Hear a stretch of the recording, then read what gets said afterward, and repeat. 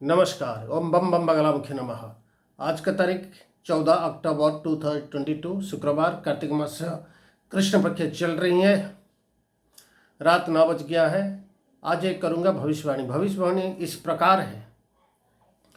वर्तमान जल, वायु, पृथ्वी, आकाश, अग्नि जो पंच तत्व है, पंचभूत है, ये पंच देवियाँ, ये पंच शक्तियाँ, देवी भगवती वो पंचांगुली देवी का स्वरूप है। और ये जो पंचभूत पंच तत्वों से हमारी पृथ्वी का हर प्राणी का शरीर इसमें बना है। जितना भी भूचर, जलचर, आकाशचर, ये तीन में जो रहते हैं, जल में, स्थल में या नभ आकाश में जो भी विचरण करते हैं, सब पंच तत्व में इनका शरीर बना है। किसका कौन सा तत्व थोड़ा ज़्यादा है तो कौन सा तत्व कम है। जो तत्व किसका ज़्यादा है तो उसमें वो विचरण करता है। जैसे जल तत्व मछलियाँ में है तो पानी में रहता है, आकाश तत्व पक्षियों में है तो वो आसमान में उड़ता है, कछुआ में पृथ्वी तत्व है तो वो मट्टी के अंदर में रहता है। ऐसा है, तत्व इसी तरह का होता है। वर्तमान जो है एक विशेष प्रकार का माँ की इच्छा है, माँ भगवती पीताम्बरा की इच्छा है। ये जो पंच तत्व है ये ऑटोमेटिकली ये अपडेट हो रही हैं। ये पंच तत्व को ये खुद ही परिवर्तन ला रही हैं। अपडेट मतलब परिवर्तन ला रही हैं। जल, वायु, पृथ्वी, आकाश, अग्नि, पृथ्वी में उनका 1000 साल पहले जैसा ही उनका स्थिति था, 10,000 साल पहले जैसा था, वो 10,000 साल पहले की स्थिति वो पुनः प्राप्त कर लेंगे। पहले जैसा जंगल था, जानवर थे, पक्षियाँ थे, नदी, नाल, झरना, समंदर, सब जैसा ही था अभी वैसा ही सब हो जाएगा। वो होने के लिए मनुष्य, जो अभी मनुष्य एक प्राणी है, एक जीव है, विचित्र प्राणी एक मनुष्य है जो कि इसी ग्रह का नहीं है, वो परग्रही है। दूसरा ग्रह से ब्रह्मा जी ने उनको लाया था, वो इसी ग्रह का प्राणी नहीं है, वो दूसरा ग्रह से यहाँ आया था। और जब तक इसका नाश और पतन नहीं होगा तब तक पृथ्वी 10,000 साल जैसा उसका रूप था वो रूप उसको नहीं मिलेगा। इसलिए जो दुष्ट बदमाश प्राणी है जिसने प्रकृति को नष्ट किया है और प्रकृति अभी उनको नष्ट कर देगा। इसलिए भूकंप में भी नाश हो जाएगा, अर्थक्वेक तो होगा, समंदर प्रलय लाएंगे, नदी का बांध टूट जाएगा, नदी का पानी बारिश ज़्यादा होगा, बांध टूट जाएगा, समंदर आ जाएगा, समंदर में प्रलय लाएगा, नदी भी प्रलय करेगा, समंदर भी करेगा, पानी भी करेगा, पानी में नाश हो जाएगा। भूकंप में पृथ्वी तत्व में पृथ्वी भूकंप करके जैसा ही है सारे घर जमीन जायदाद को नष्ट कर देगा।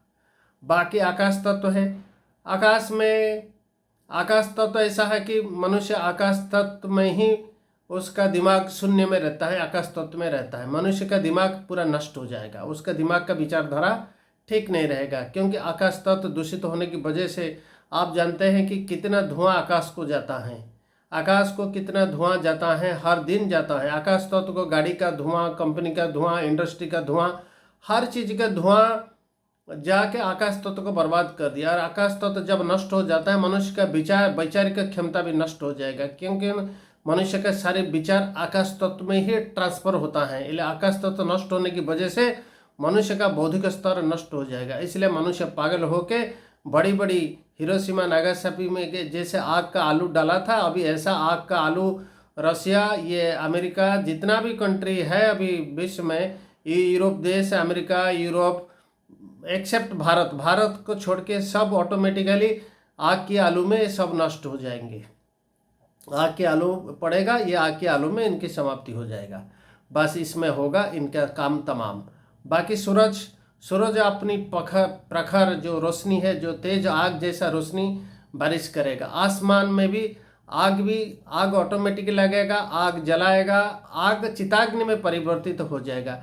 हमारे शरीर में जो आग रहता था, जो मणिपुर चक्र में, उसको हमें हवन अग्नि, यज्ञ अग्नि, बदिका अग्नि बोलते हैं, लेकिन अभी अग्नि चिताग्नि बन गया है।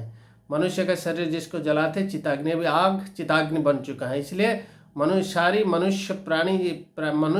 जो प्राणी है, दुष्ट जीव है, वो भी आग में ही नष्ट हो जाएगा। बस बाकी रहा वायु तत्व। वायु तो इतना प्रलय करेगा, वायु का प्रदूषण हो गया है। वायु खुद ही अपनी तेज को बढ़ा देगा, अपने तेज प्रकोप से वो सारी चीज़ को नष्ट भ्रष्ट कर देगा।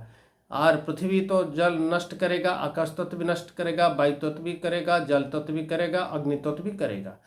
इसलिए पंच तत्व जो है ईश्वर के निर्देश मिल चुका है। पंच देवियाँ अभी अपनी पूर्व स्थिति को आने के लिए जैसे समुद्र मंथन से अमृत निकला था वैसा ही नेक्स्ट जनरेशन जाएगा। कुछ जो ज्ञानी विद्वान जो अच्छी लोग हैं, जो साधु संत स्वभाव के लोग हैं, जिनमें सृजनात्मक गुण है, समदर्शी है, समभाव है, जिसमें ईश्वरीय सत्ता है, वहीं कुछ लग रहेंगे।